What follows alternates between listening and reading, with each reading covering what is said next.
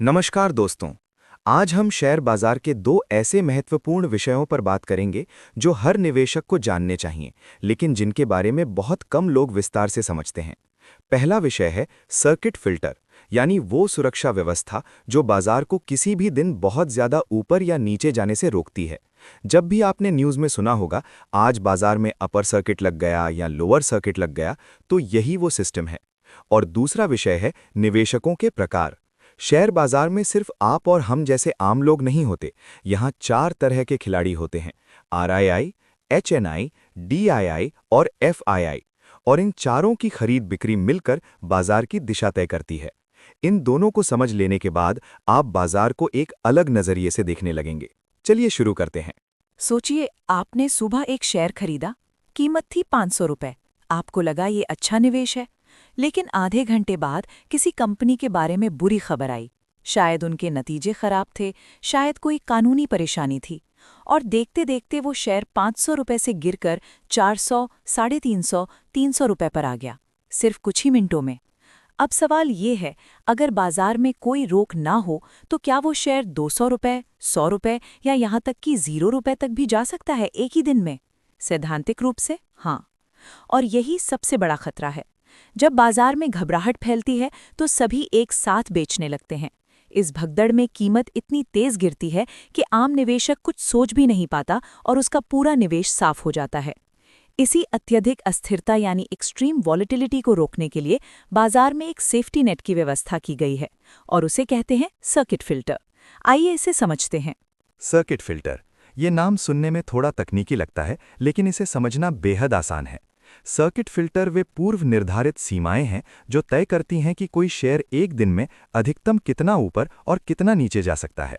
इन सीमाओं को सेबी यानी securities and exchange board of India और स्टॉक एक्सचेंज मिलकर तय करते हैं। ये 3 स्तरों में काम करता है। पहला स्तर है 5%। ये सबसे सख्त सीमा है। कुछ संवेदनशील शेयरों के लिए जो बहुत ज्यादा उतार चढ़ाव करते हैं, उनकी सीमा सिर्फ 5% होती है। दूसरा स्तर है 10%। ये मध्यम जोखिम वाले शेयरों के लिए होता है।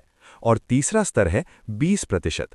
ये अधिकांश बड़े और स्थिर शेयरों के लिए होता है। इनकी कीमत एक दिन में अधिकतम 20% ऊपर या नीचे जा सकती है। ये सीमा दोनों दिशाओं में काम करती है, ऊपर भी और नीचे भी। और जैसे ही कोई शेयर इस सीमा को छूता है, उस दिन के लिए उसकी ट्रेडिंग रुक जाती है या सीमित हो जाती है। सर्किट फिल्टर 2 दीवारों की तरह काम करता है, एक ऊपरी दीवार और एक निचली दीवार। इन्हें कहते हैं यूसीएल और एलसीएल। यूसीएल यानी अपर सर्किट लिमिट, ये ऊपरी दीवार है। ये वो अधिकतम सीमा है जहां तक कोई शेयर एक दिन में बढ़ सकता है। जब किसी शेयर में बहुत ज्यादा खरीदारी होती है और कीमत इस सीमा तक पहुंच जाती है तो अपर सर्किट लग जाता है। उस दिन उससे ज्यादा कीमत पर शेयर नहीं बिकेगा। एलसीएल यानी निचली दीवार, ये न्यूनतम सीमा है जहां तक कोई शेयर एक दिन में गिर सकता है। जब भारी बिकवाली होती है और कीमत इस सीमा तक पहुंच जाती है तो एलसीएल लग जाता है। ये दोनों दीवारें मिलकर एक सुरक्षित दायरा बनाती हैं, जिसके अंदर शेयर की कीमत एक दिन में कहीं भी जा सकती है, लेकिन इस दायरे के बाहर नहीं। ये व्यवस्था निवेशकों को उस घबराहट से बचाती है जो भारी गिरावट के दौरान होती है, और बाजार को एक पल रुककर सांस लेने का मौका देती है। अब एक बहुत जरूरी सवाल, जब हर दिन सर्किट की सीमा तय होती है तो उसकी गणना किस कीमत से होती है? इसका जवाब है प्रीवियस डे क्लोजिंग प्राइस, यानी पिछले दिन की बंद होने की कीमत। एक उदाहरण से समझते हैं। मान लीजिए सोमवार को बाजार बंद हुआ और किसी शेयर की कीमत थी 100 रुपए। अब मंगलवार सुबह 9:15 पर बाजार खुलेगा, तो उस दिन के सर्किट की गणना होगी 100 रुपए के आधार पर। और यहाँ एक बहुत महत्वपूर्ण बात है जो बहुत से लोग नहीं जानते। सर्किट का आधार वो कीमत नहीं होती जिस पर शेयर उस दिन खुला, यानी ओपनिंग प्राइस। आधार होती है कल की बंद कीमत। तो अगर शेयर मंगलवार को 105 रुपए पर खुला तो भी सर्किट की गणना 100 रुपए से होगी। ये ओपनिंग प्राइस से नहीं, प्रीवियस डे क्लोज से होगी। ये नियम इसलिए है ताकि गैप अप या गैप डाउन खुलने वाले शेयरों में भी सर्किट की सीमा स्पष्ट और निष्पक्ष रहे। चलिए, अब सर्किट का गणित एकदम सरल उदाहरण से समझते हैं। मान लीजिए कल किसी शेयर का क्लोजिंग प्राइस था 100 रुपए, यानी आज के सर्किट का आधार है 100 रुपए। पहला उदाहरण 20% सर्किट फिल्टर। इसमें यूसीएल यानी अपर सर्किट होगा 100 रुपये प्लस 20% यानी 120 रुपये, और LCL यानी लोअर सर्किट होगा 100 रुपये माइनस 20% यानी 80 रुपये। यानी आज का शेयर 80 रुपये से नीचे और 120 रुपये से ऊपर नहीं जा सकता। दूसरा उदाहरण 5% सर्किट फिल्टर। इसमें UCL होगा 100 रुपये प्लस 5% यानी 105 रुपये, और LCL होगा 100 रुपये माइनस 5% यानी 95 रुपीज़। यानी ये शेयर आज सिर्फ 95 रुपीज़ से 105 रुपये के बीच ही रहेगा। अब आप समझ गए होंगे कि 5% फिल्टर वाले शेयर ज़्यादा सुरक्षित होते हैं, क्योंकि उनमें एक दिन में ज़्यादा नुकसान नहीं हो सकता, लेकिन उनमें एक दिन में ज़्यादा मुनाफा भी नहीं होता। और 20% फिल्टर वाले शेयरों में ज़्यादा मुनाफे की संभावना है, लेकिन जोखिम भी ज़्यादा है। ये गणित याद रखिए, ये बाजार को समझने का एक बुनियादी हिस्सा है। अब हम वीडियो के दूसरे और उतने ही महत्वपूर्ण विषय पर आते हैं। बाजार को कौन चलाता है? शेयर बाजार में सर्किट लगने का मुख्य कारण होता है भारी मात्रा में खरीद या बिक्री। और ये खरीद बिक्री करते हैं 4 तरह के निवेशक। जब ये खरीदते हैं तो कीमत ऊपर जाती है, जब बेचते हैं तो कीमत नीचे आती है। पहले हैं RII, रिटेल इंडिविजुअल इन्वेस्टर।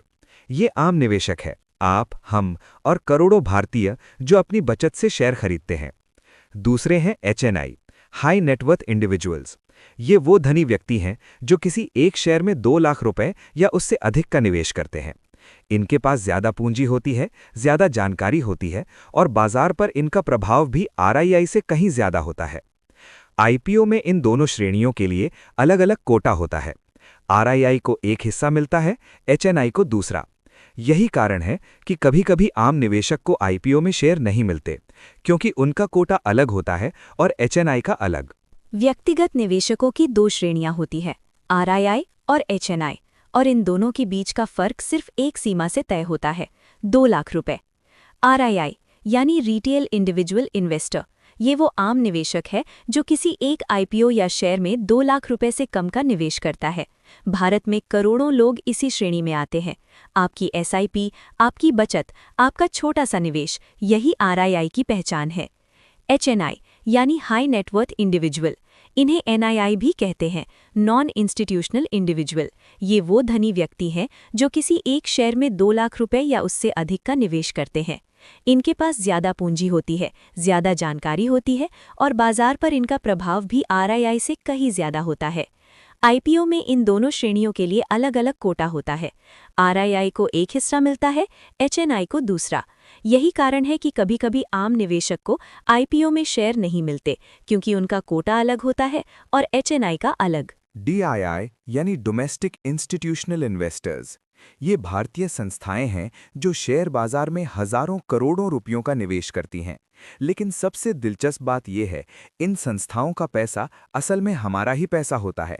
इसीलिए स्लाइड पर लिखा है, हमारा ही पैसा, उनका निवेश। DII के 3 मुख्य प्रकार हैं। पहला, म्यूचुअल फंड्स।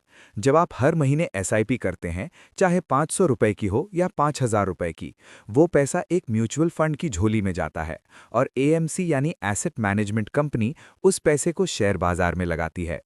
दूसरा, इंश्योरेंस कंपनियां। LIC जैसी बीमा कंपनियां, जब आप अपना बीमा प्रीमियम भरते हैं, वो पैसा LIC के पास जाता है और LIC उसे शेयर बाजार में निवेश करती है। तीसरा, बैंक्स, जहां आप अपनी बचत रखते हैं, बैंक भी उस पैसे का एक हिस्सा बाजार में लगाते हैं। DII का सबसे बड़ा योगदान ये है कि ये बाजार को स्थिरता देते हैं। जब विदेशी निवेशक बेचते हैं और बाजार गिरता है, तब DII खरीदते हैं और गिरावट को रोकते हैं। अब आते हैं शेयर बाजार के सबसे शक्तिशाली खिलाड़ी पर, FII यानी फॉरेन इंस्टीट्यूशनल इन्वेस्टर्स।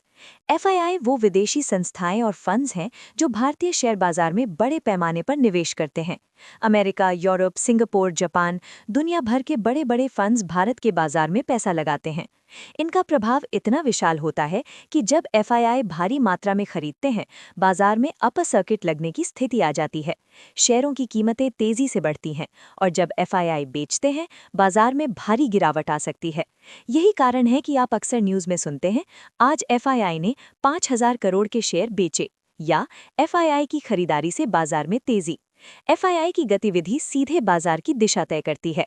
एक स्मार्ट निवेशक के रूप में FII की डेटा को ट्रैक करना बहुत उपयोगी होता है। NSE और BSE की वेबसाइट पर ये जानकारी रोज उपलब्ध होती है। अब तक हमने चारों प्रकार के निवेशकों को अलग अलग समझा, लेकिन एक बार इन्हें एक साथ देखते हैं ताकि तस्वीर बिल्कुल साफ हो जाए। आरआईआई यानी रिटेल इंडिविजुअल इन्वेस्टर, पहचान आम नागरिक, निवेश सीमा 2 लाख रुपए से कम। ये बाजार का सबसे बड़ा समूह है संख्या के हिसाब से, लेकिन पूंजी के हिसाब से सबसे छोटा। एचएनआई या एनआईआई यानी हाई नेटवर्थ इंडिविजुअल, पहचान धनी व्यक्ति, निवेश सीमा 2 लाख रुपए से अधिक। इनकी संख्या कम होती है, लेकिन बाजार पर प्रभाव आरआईआई से ज्यादा। डीआईआई यानी डोमेस्टिक इंस्टीट्यूशनल इन्वेस्टर, पहचान भारतीय संस्थाएं जैसे म्यूचुअल फंड्स और एलआईसी, निवेश सीमा करोड़ों से अरबों। ये बाजार को स्थिरता देते हैं। एफआईआई यानी फॉरेन इंस्टीट्यूशनल इन्वेस्टर, पहचान विदेशी संस्थाएं, निवेश सीमा करोड़ों से अरबों। ये बाजार की दिशा बदलने में सबसे ज्यादा सक्षम हैं। इन चारों के बीच का संतुलन ही बाजार को चलाता है। जब ये सब एक दिशा में चलते हैं तो बड़ी तेजी या बड़ी गिरावट आती है, और जब ये अलग अलग दिशाओं में होते हैं बाजार साइडवेज चलता है। बधाई हो दोस्तों, आज आपने शेयर बाजार के 2 बेहद जरूरी विषय सीखे और अंत में 3 मुख्य निष्कर्ष जो आपको हमेशा याद रहने चाहिए। पहला, सुरक्षा तंत्र। सर्किट फिल्टर यानी यूसीएल और एलसीएल बाजार की अत्यधिक अस्थिरता को रोककर हमारे निवेश को एक ही दिन में पूरी तरह से बर्बाद होने से बचाते हैं। ये सेबी और एक्सचेंज द्वारा बनाई गई एक जरूरी सुरक्षा व्यवस्था है। अगर अगली बार सर्किट लगा सुने तो डरे नहीं, समझें कि ये बाजार का सुरक्षा कवच काम कर रहा है। दूसरा, गणना का आधार। हर नए दिन के सर्किट की सीमाएं हमेशा पिछले दिन के क्लोजिंग प्राइस पर तय होती हैं, ना कि ओपनिंग प्राइस पर। ये छोटी सी बात बहुत काम की है जब आप किसी शेयर का सर्किट खुद कैलकुलेट करना चाहें। तीसरा, बाजार की दिशा। शेयर बाजार की चाल सिर्फ एक खिलाड़ी से तय नहीं होती। ये आरआईआई जैसे आम निवेशकों, एचएनआई जैसे अमीरों, डीआईआई जैसी भारतीय संस्थाओं और एफआईआई जैसी विदेशी ताकतों के सामूहिक खरीद बिक्री से तय होती है। जब आप इन चारों की गतिविधि समझने लगते हैं, तब आप एक सच्चे स्मार्ट निवेशक बन जाते हैं। इस वीडियो को उन सभी दोस्तों के साथ शेयर करें जो शेयर बाजार सीखना चाहते हैं। अपनी ट्रेडिंग स्ट्रैटेजी को समझदारी और जानकारी के साथ बनाएं। बाजार को जानें, बाजार को समझें, तभी बाजार आपके लिए काम करेगा।